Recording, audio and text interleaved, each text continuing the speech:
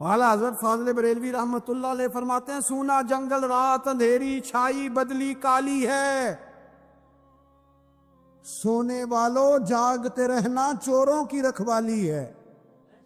سونے والوں جاگتے رہنا چوروں کی، یہاں تو لوگ ہمارے عقائد کو تباہ کر رہے ہیں، صحابہ اور اہل بیت کے بارے میں، حضور کی نسبتوں کے بارے میں، اور ہمیں فکر نہیں ہے۔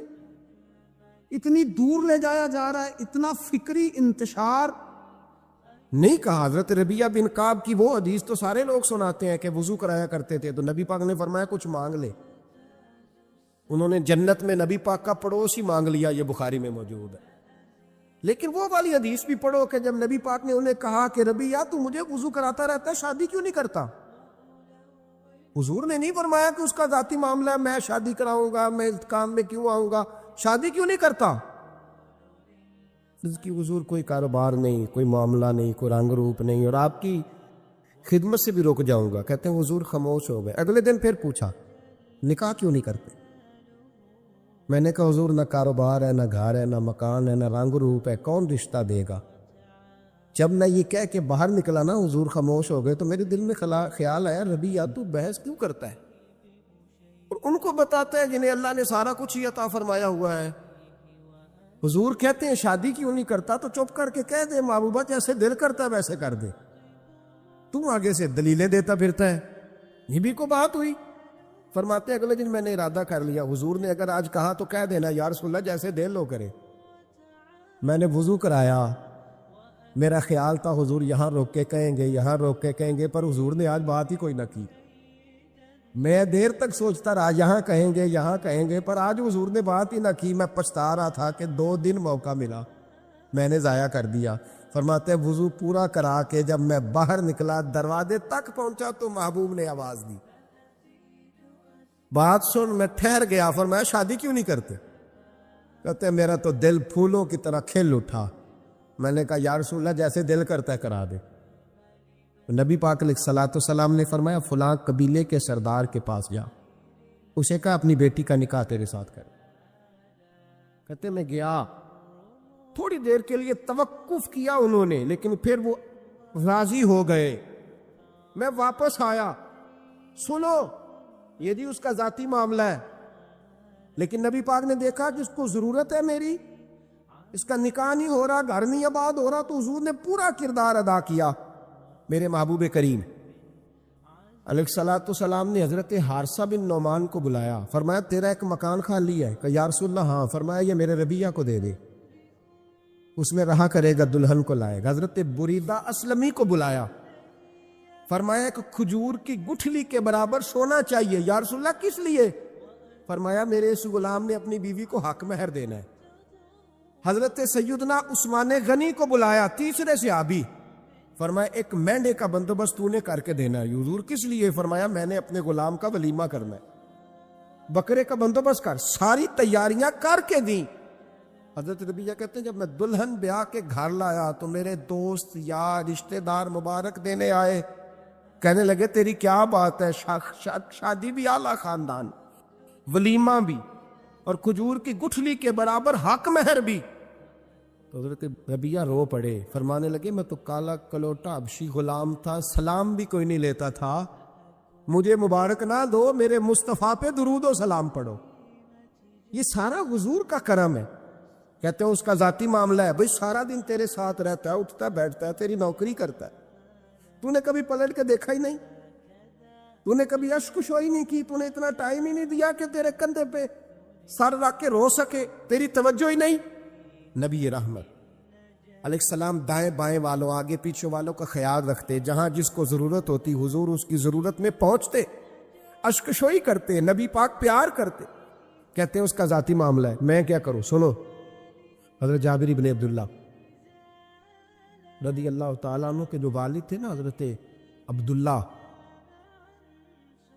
عبداللہ بن عمر رضی اللہ تعالیٰ عنہ، وہ اعلیٰ ترین احد کے شہید ہیں کہ نبی پاک فرماتے ہیں رب کریم نے خود ان سے گفتگو فرمائی ہے، خود ان سے گفتگو کی اللہ تبارک و تعالیٰ نے۔ حضرت جابر بن عبداللہ کے والد عبداللہ بن عمر احد میں شہید ہو گئے۔ 6 یا 10 بہنیں تھیں ان کی، قرضے چڑھ گئے، کاروبار میں نقصان ہو گیا۔ ضروری نہیں کہ کوئی آدمی دھوکے باز ہی ہو تو وہ مقروض ہوتا ہے، یہ ضروری نہیں۔ تلک الایام نداولھا بین الناس، اللہ لوگوں کے دن پھیرتا ہے، حالات تبدیل کرتا ہے۔ اب سیابی پہ کچھ شک کر سکتا ہے؟ لیکن حضرت جابر کہتے ہیں اتنا قرضہ چڑھ گیا کہ ایک ایک بال میرا قرضے میں ڈوب گیا۔ قرضے بڑے دینے تھے، مقروض آتے، تنگ کرتے۔ خود نبی کریم علیہ السلام نے فرمایا ہے کہ جو مقروض ہوتا ہے وہ قیدی ہوتا ہے، جب تک قرض دے نہیں لیتا اتنی دیر تک وہ آزاد نہیں ہوتا۔ حضرت جابر ابن عبداللہ کہتے ہیں میرے باغ میں کھجوریں پکی تھی، یہ بخاری میں بھی ہے، کنز العمال میں بھی ہے، ابن کثیر میں بھی ہے، امام حلبی نے سیرت حلبیہ میں بھی لکھا ہے، بیسیوں درجنوں کتابوں میں آپ کو روایت ملے۔ فرمانے لگے کھجوریں جب میری پک کے تیار ہو رہی تھی تو مقروض جب پیسے لینے آتے تو میں کہتا قرضے یہ کھجوریں پکتی ہیں تو دیتا ہوں۔ یہ ہم پنجاب کے لوگ کیا کہا کرتے تھے، ہاڑی سونی جی، یہاں چاول کی فصل پہ، یہاں گندم کے، ہم نے تو کپڑے لیے ہوتے تھے ادھار دکانوں سے کہ فصل پکتی ہے تو پھر دے دیتے ہیں، کہ کھجوریں پکتی ہیں تو دیتا ہوں۔ فرماتے پتہ مجھے بھی تھا کھجوریں زیادہ تھوڑی ہیں اور جن کے پیسے دینے ہیں وہ پیسے، فرماتے ہیں کھجوریں پک گئی، اتاری تو یہ تو 11 گنا بھی اور ہو تب بھی قرضہ نہیں اترتا۔ کہتے ہیں میں نے دوستوں سے، یاروں سے، رشتہ داروں سے، وہ جو کہتے ہیں نہیں کوئی حکم ہوا تو بتانا، پھر جس دن بندہ حکم بتاتا ہے اس دن کہتے ہیں آج سویرے ہی بچہ پیسے لے گیا، یہ تو 2 گھنٹے پہلے بتاتا تو تیرا کام، ہنس رہے ہیں آپ بیچ بیچ میں سے، 2 گھنٹے بس لیٹ ہیں آپ، بلکہ کئی تو پونے گھنٹے کا ٹائم دیتے ہیں، کہتے ہیں پونا گھنٹہ پہلے تو آ جاتا تو تیرا کام بس۔ اور جب بھی آپ فون کرو سے اگلی دفعہ کرے تو پھر شاید آدھے گھنٹے کا ٹائم دے دیں کہ آدھا گھنٹہ ہو گیا تو لیٹ ہو گیا، ورنہ کام بالکل تیار تھا۔ اور ہمارے زمانے میں تو دوستی قائم رکھنی ہے تو صرف اس سے رہ سکتی ہے جسے آپ کام نہ بتائیں، حالانکہ اس دوست کا کیا مطلب، دنیا تے جو کام نہ آیا اوکھے سوکھے ویلے، اس بے فیض سنگی کولوں بہتر یار اکیلے۔ کیا مطلب ہے، کام بتایا تو رفو چکر ہو گیا، منع کیا ہوا اس بات؟ میرے رسول کائنات علیہ السلام کے صحابی کہتے ہیں سب سے کہا پر کسی نے نہ سنی، جب میں تھک گیا نا تو میں دروازہ رسول پہ چلا گیا، یا رسول اللہ یا رسول اللہ یا رسول اللہ، حضور قرضے زیادہ ہیں، کھجوریں کم ہیں، یہودیوں کے پیسے ہیں وہ مانتے نہیں، نبی پاک نے فرمایا ان سے کہو تھوڑے تھوڑے لے لیں باقی پھر دے، حضور نہیں مانتے۔ حضور کہہ سکتے تھے سلمان جاؤ بات کر کے آؤ، جاؤ بلال صہیب جاؤ، کون جاتا ہے مقروضوں کی سفارش کرنے، کہتا ہے بھائی میں نہیں بیچ میں آؤں گا، اتنے پیسے اوہ ہو، میں اپنے موبائل فون بند کر جاتے، کو پوچھے نہ۔ لیکن نبی کریم علیہ السلام نے فرمایا سنو، خود رسول پاک، خود نبی پاک نے، حضور نے فرمایا چل میں تیرے ساتھ چلتا ہوں، چل میں تیرے ساتھ چلتا ہوں، مقروض کے ساتھ، امیر کے ساتھ نہیں، اس کے ساتھ نہیں جس نے پیسے لینے ہیں، بلکہ حضور مقروض کے ساتھ، گرے ہوئے کے ساتھ چلے، چل میں چلتا ہوں۔ یہودی تک گئے، فرمایا کچھ لے لے، یہ بیچارہ دھوکے باز نہیں الجھ گیا ہے، غربت، کچھ لے لے باقی پھر دے دیں گے۔ کہنے لگا سارے ہی لینے ہیں۔ جب اس نے بات نہ مانی تو پھر یہ اللہ کے رسول ہے نا۔ اعلیٰ حضرت فرماتے ہیں میرے کریم سے گر قطرہ کسی نے مانگا، دریا بہا دیے، دوربے بہا دیے۔ یہ دوربے کیا ہوتے ہیں؟ یہ مجھے پوچھا تھوڑے دن پہلے ایک شخص نے، آپ سنتے رہتے ہیں نا شعرات و ترجمہ پوچھتے ہی نہیں نا، کبھی پوچھ لیا کریں کہ اس کا معنی کیا ہے، کبھی پرچی لکھ لیا کریں تاکہ کوئی جب آپ سے پوچھے تو یہ دوربے کیا ہے۔ لفظ دوربے ہے ہی نہیں، اصل میں اعلیٰ حضرت کو پڑھتے نہیں نا لوگ، تو انہیں پتہ ہی نہیں وہ بات کتنی اعلیٰ، یہ لفظ دوربے نہیں ہے۔ اعلیٰ حضرت کہتے ہیں میرے قریب سے گر قطرہ کسی نے مانگا، دریا بہا دیے ہیں، دور بے بہا دیے۔ دور علیحدہ ہے اور بے بہا، دور کہتے ہیں ہیرے کو، ایک معنی ہیرا ہے، دور بے بہا، بے بہا کی تو سمجھ آتی ہے نا، دور بے بہا دیے ہیں یعنی ہیرے بے بہا دیے ہیں اسے۔ اب سمجھ آئی یہ بات کی، دریا بہا دیے ہیں، دور بے بہا دیے ہیں، یہ معنی ہے شعر کا۔ تو جب وہ نانا مانا یہودی، تو نبی کریم علیہ الصلوۃ والسلام فرمانے لگے نہیں تو پھر پورے لینے ہیں؟ کہنے لگا جی پورے لینے ہیں۔ حضور فرمانے لگے کل آ جانا، سارے دے دیں گے، پورے پیسے تیرے ملیں گے، تو آ جانا۔ حضرت جابر ابن عبداللہ کو حضور نے فرمایا کھجوریں اتار کے نا تو اپنے باغ میں ڈھیر لگا اور میں آیا۔ حضرت عمر حدیث کے راوی ہے، فرماتے بس رسول پاک چل پڑے، حضور نے کندھے پہ رومال رکھا، حضور چل پڑے، کوئی چٹائی نہیں بچھائی، حضرت جابر کہتے ہیں کوئی صوفہ نہیں رکھا، وہ پھولوں کے ہار میں حضور آئے، 2-3 چکر میرے باغ کے لگائے اور کھجوروں کے ڈھیر کے پاس بیٹھ گئے۔ فرمایا بلا جس کے پیسے دینے، بلا، اب تنگی داماں پہ نہ جا، اور بھی کچھ مانگ، بلا۔ فرماتے بندے کو بلایا، حضور نے فرمایا کتنے پیسے؟ حضور اتنے درہم دینار ہے۔ فرمایا کھجوریں تولتا جا اور دیتا جا۔ فرماتے میں دیتا گیا، میں نے کہا حضور اس کے پیسے پورے ہو گئے۔ حضور مسکرا کے فرمانے لگے چل 4-5 کلو کھجوریں اضافی دے دے، کوئی عرض نہیں۔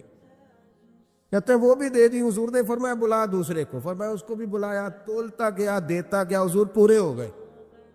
نبی کریم علیہ الصلوۃ والسلام نے فرمایا چل 4-5 کلو کھجوریں زیادہ دے دے۔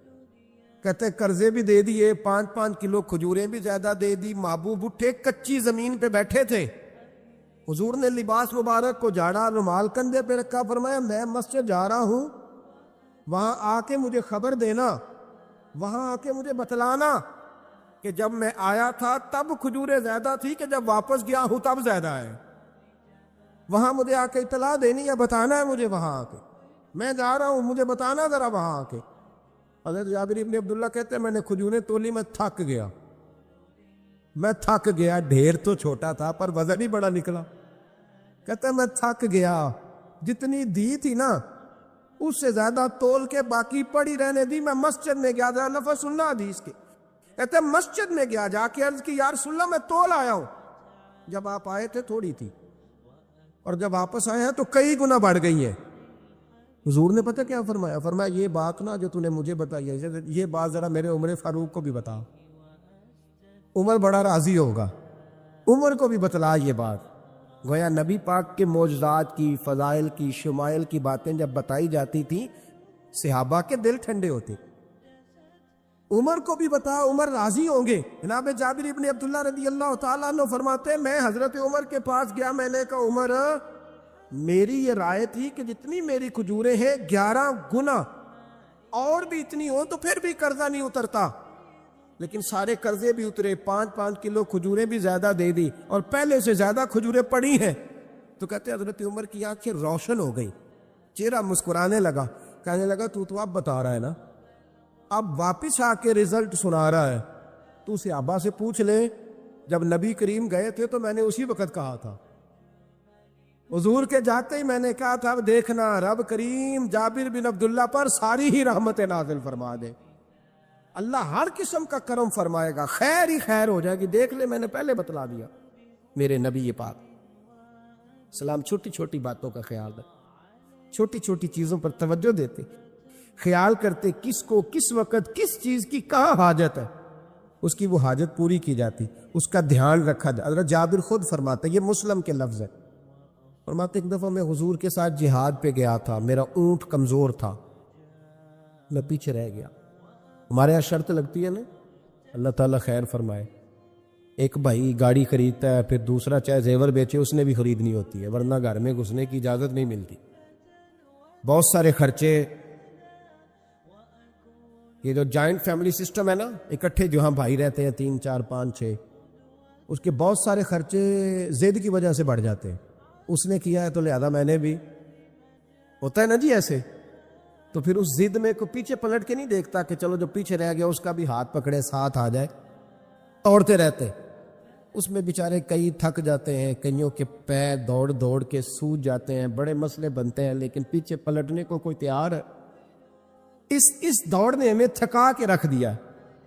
مسلم میں ہے، جناب جابر ابن عبداللہ کہتے ہیں حضور کے ساتھ میں جہاد پہ گیا، واپس آ رہا تھا، میرا اونٹ کمزور تھا، بوڑھا تھا، بیمار تھا، سب لوگ آگے گزر گئے، میں پیچھے رہ گیا، کچھ میں پریشان رہتا تھا غربت سے،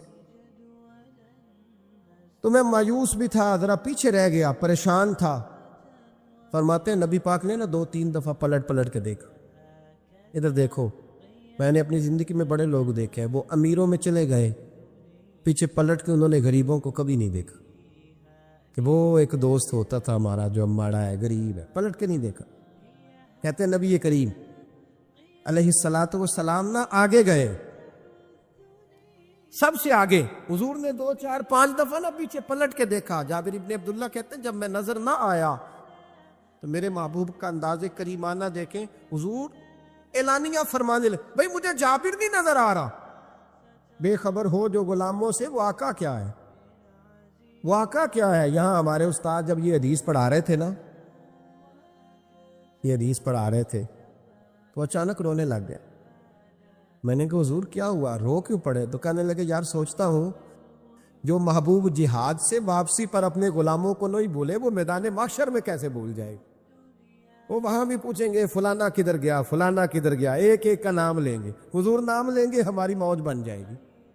نبی کریم نے پلٹ کر کے دیکھا، جابر نہیں نظر آ رہے، حضور ان کا اونٹ کمزور ہے، پیچھے رہ گئے۔ حضور نے یہ نہیں فرمایا کہ ذرا آہستہ کرو ساتھ، یہ نہیں فرمایا، بلکہ نبی پاک نے فرمایا تم چلو۔ قافلہ چلتا رہا، حضور نے گھوڑا پیچھے کی طرف موڑا، سب سے پیچھے آئے۔ جناب جابر کہتے ہیں پیچھے میرے پاس۔ اس حکمت کو آپ سمجھیں، حدیث کے لفظوں پر آپ غور کریں۔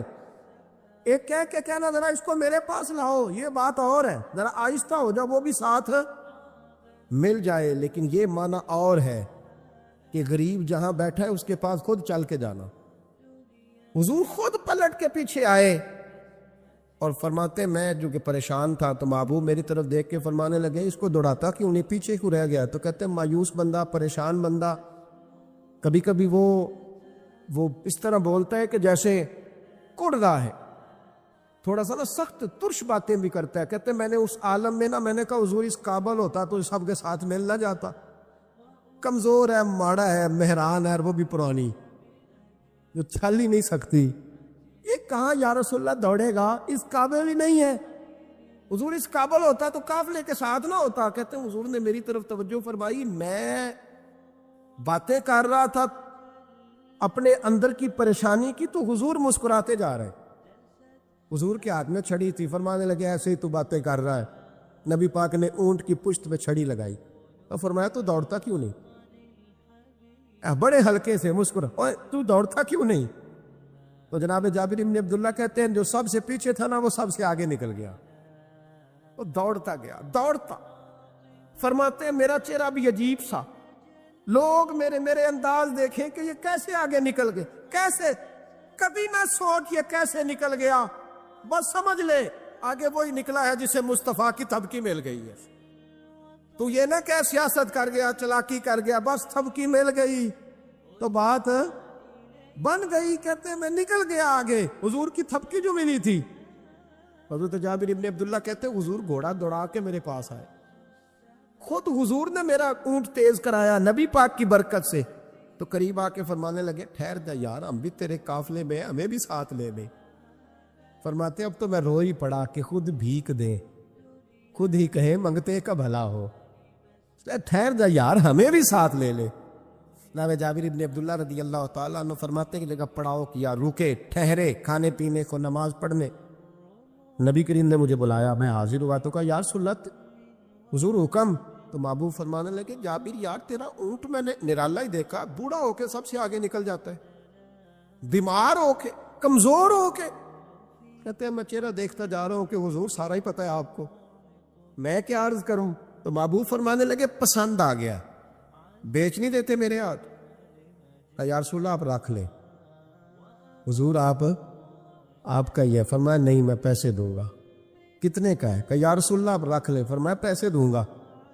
یا رسول اللہ مارکیٹ میں جاؤں تو 6-7 دینار کا بکے گا۔ فرمایا نہیں بھائی میں تو پورے 10 دوں گا، 6-7 نہیں، میں تو پورے حساب سیدھا، 6-7 کا کیا حساب ہوا، 10 پورے کا۔ حضور پھر بندہ نوازی ہے نا، کون بول سکتا ہے؟ حضور نے فرمایا بلال تیرے پاس 10 دینار تھے؟ حضور ہیں۔ فرمایا ان کو دے دو، اونٹ کے پیسے رکھ لو اور مال نہ مدینے جا کے دے دے۔ جابر ابن عبداللہ کہتے ہیں میں مدینے گیا شام کو، میں نے نا کبھی اپنے اونٹ کی اتنی خدمت نہیں کی جتنی اس دن کی۔ میں نے اسے بڑے پیار سے نہلایا، میں نے نئی رسی خرید کے اسے نکیل ڈالی، آج محبوب کی بارگاہ میں لے کے جانا ہے۔ کہتے ہیں تیاری کر کے نا، تیاری پوری تیاری کر کے، تن تندور ہڈاں دا بالن، تے اسی ہاواں نال تپایا، کپ کپ مکیاں پیڑے کیتے، عشق پلے تھن لایا، تن دا